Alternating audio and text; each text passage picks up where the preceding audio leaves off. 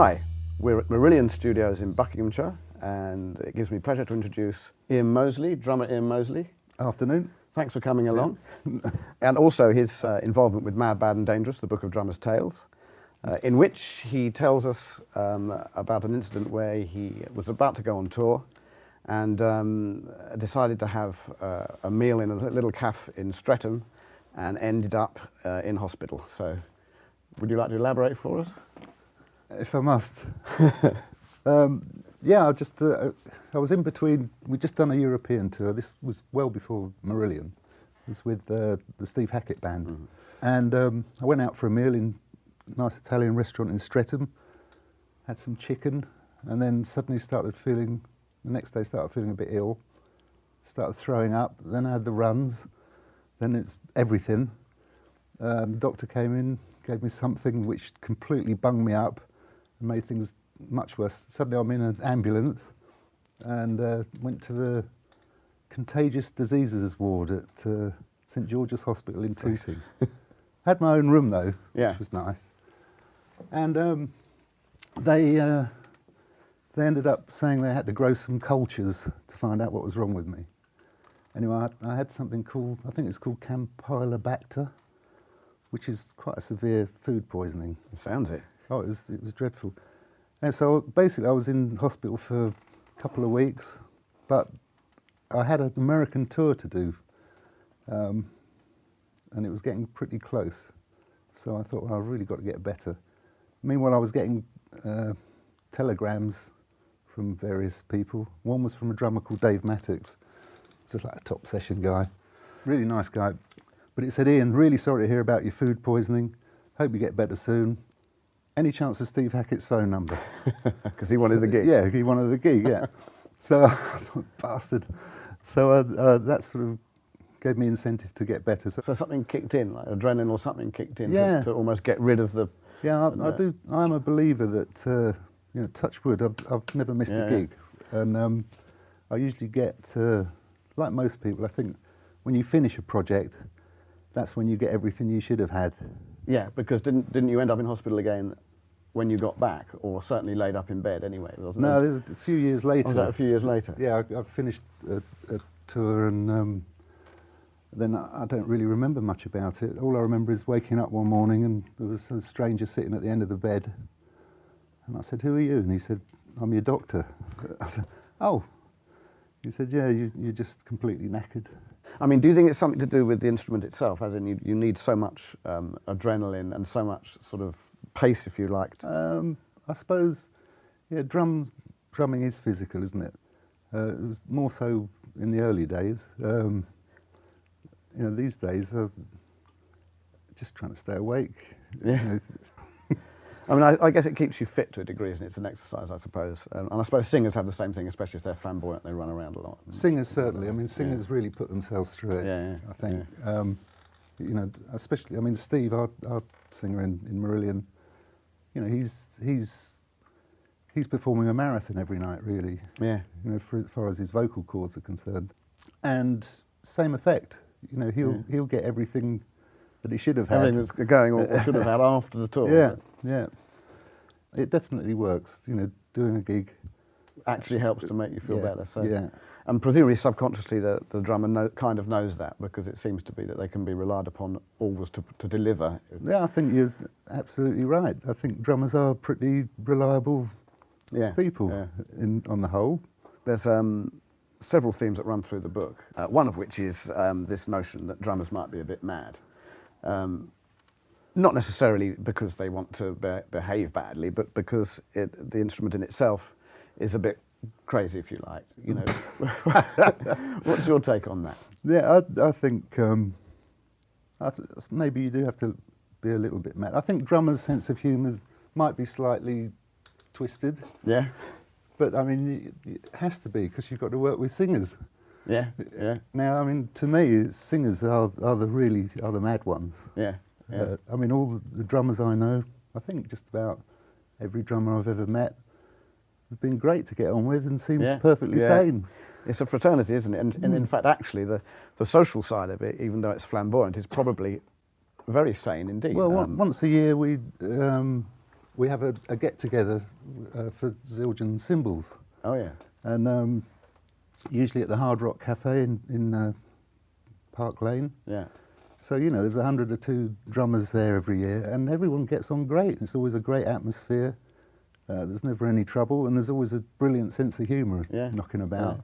Also, I mean, drummers have to kind of, being the backbone, if you like, rhythmically to what's going on in a band, they also have to sometimes react to comments from singers and other members of the band which can be conflicting. So you might have a situation where you say you're starting a number or whatever, and someone will turn around and say, sorry guys, we were doing this too fast, and they sort of look at you.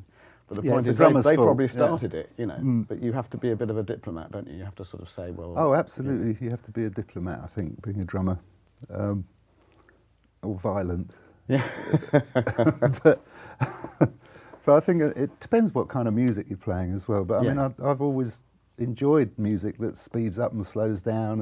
And what's the worst experience that you think you've had in terms of things like accidents or something that nearly happened but didn't, or being stoned even in the early days? I mean, as far as the whole drugs and drink thing with playing, I mean, I was always scared stiff of anything affecting my playing. Yeah. You know, from the age of 15, really. I mean, I lived in Holland when I was in my early 20s for 2 years and didn't touch anything. And then I started working with, you know, some of my heroes, and some of them had a smoke, and I thought, well, it can't be that bad. Some people can have a smoke or whatever and go and do a gig, but I'm not one of those people. I couldn't even do a counting. Wouldn't be able to remember what comes after 3. But to this day, I still haven't done a gig drunk, or I mean, I don't really drink much either. I've tried to like alcohol, but I don't really. So to this day, I still, it's my rule really. Anyway, is that I don't do anything before a gig. The only time I've ever done that was Steve Hackett actually. We had a full production rehearsal. And I remember Steve, we were waiting there for hours and hours. Steve was really late. And I said, well, it doesn't look like it's going to happen today, does it? Yeah, all right then. So we did. And then, of course, Steve arrives. And it's like, OK, we're doing the set from full light show, everything. Oh dear. And it's like, oh, no. Anyway, so we started and playing, and it was all great, actually. I felt great. And then suddenly I made a tiny little mistake or something, and suddenly paranoia, you know. And Steve Hackett was at the front playing, and I remember him looking round at me, and I thought, oh, he's looking at me funny, you know, I'm in trouble now.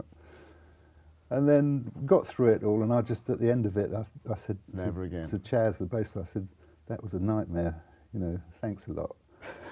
And then Steve Hackett came up to me, and he said, you all right, Ian? And I said, yeah. I said, sorry about that. And he said, what? I said, well, you were looking at me when, you know, in that particular track, and he just said, well, I was looking at you, he said, because I messed a bit up. And I thought, you know, I'll turn around to kind of apologise. So, you know, so just don't do it. Ironically, it's irony that it happened by accident then, really. Yeah. But I mean, these days, the band, you know, we're all knocking on a bit. Yeah, exactly, yeah. We don't do anything, really. We all want to sort of try and live as long as we can. Yeah. What about injury and stuff? The only time I had to play and I was really suffering was a gig in Stockholm. It was a big gig. It was in the late 80s, and I had some kind of bladder infection. Totally innocent, but it was a bladder infection, and it was like pissing razor blades. And it really was painful, and I really thought I couldn't do the gig. And but I did, and there was a bucket next to the kit. I remember that, and I remember the manager. Tour manager was sitting next to me in my hotel room, talking to the manager, saying he's in a really bad way. You know, I'm not sure. And all I heard John, our manager, say was, "Don't let him think he can't do the gig." Caring. Yeah. And I don't know about you, but I started playing on a cat basket and upturned washing up bowls and luxury. Yeah. Cake tins and wooden knitting needles was my first drum kit. But my father was a musician. He was a violinist, and he used to do a lot of West End shows. I don't know how old I was, very young. And I sat next to the drummer and percussionist in the orchestra pit. And I remember him popping out for a cigarette during the show, and I saw him walk in, put his cigarette out, sat behind the kit, and came in after like Exactly 100 the right bowls moment. of rest. You know, Yeah. I thought, yeah, this is happening. Yeah. It must be nice having a drum tech, I suppose, when you're on tour and that sort of thing. It's great having someone to blame. Yeah. You know, I mean, that was always the thing when if you made a mistake, you'd adjust something, to blame it onto, oh, that cymbal needs adjusting, that's why I fucked up. To be honest, I probably wouldn't know how to set my own kit up these days. He knows it better than you. Oh, absolutely, yeah. And you know, I'll sit behind the kit and it's kind of perfect. And even if it's perfect, I'll try and move something a bit just to keep, to sort you of know, make sure yeah. You've got to have some say. Keep him on the ball, you know. You move it, Years ago, and then you go, no, move it back. They're usually drummers, aren't they, themselves? Yeah, we've got lots of drummers in our crew. Yeah. That makes me feel a little bit... So if you do get ill again... Get a bit nervous, yeah. Oh, it makes you nervous. Rich, our tour manager, plays drums, really good. Marcus, the drum technique, plays drums. In fact, the whole crew could probably, if we all fell ill, they could probably just do the gig for us. So, So what are Marillion doing next? the next thing is another quick whiz around Europe. We've been on tour the whole of 2012, and then the tour resumes on about the 16th of January.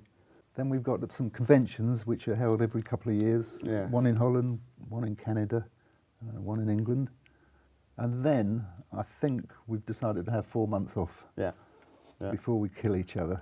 So rather than splitting up, like the bands used to do when they were young. Yeah. So it's been full on for a couple of years. Yeah. You know, we had an album out a few months ago, so we deserve a break. You know, I'm just going to hopefully just hang about and do nothing. Well, this is Ian Mosley here, and I'm holding up Mad, Bad and Dangerous by Spike, and really, it's a very worthwhile read. And it's all true. It's all true. Yeah, you might get into the psyche of the real drummers. Nice one. Thank you, Ian. Pleasure to talk to you. You're very Thanks welcome, for coming Spike. in. And if we do another book, which I think we will be, would you like to do it again? Give us another Absolutely, story? yeah. I'll be up for that, yeah. Ladies and gentlemen, a little update. Mad, Bad and Dangerous, now available on Kindle. And it's great that you can sort of stay here as well and live here. And come Well, it's our producer, Mark Hunter. Monday to Friday. He lives in Liverpool, but he sleeps here when he's working with us. He's probably still under there, actually. Mike, get up. What are these? Well, last time I got some sticks made up, I decided that it was important for my sanity to have left and right printed on them.